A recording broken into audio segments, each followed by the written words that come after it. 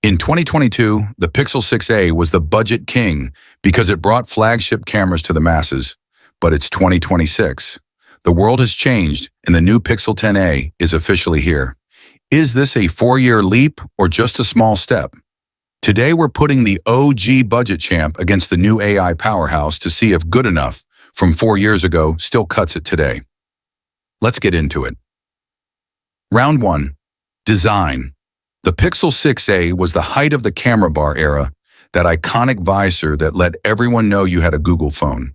Fast forward to the 10a and the bar is gone.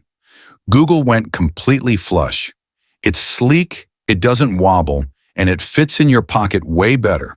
But the real win is the display. The 6a was stuck at 60 Hz and barely hit 800 nits. The 10a, we've got a 120 Hz Actua display that peaks at 3000 nits. It's twice as smooth and 4 times as bright.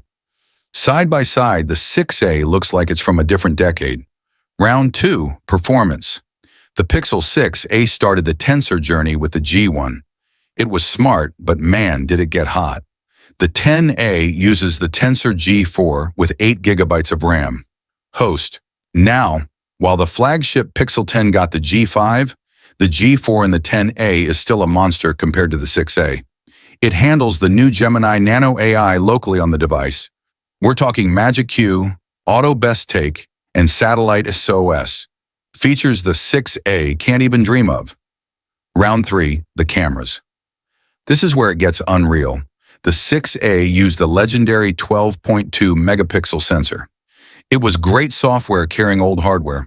The 10a brings a massive 48 megapixel main sensor and an upgraded 13 megapixel ultra-wide.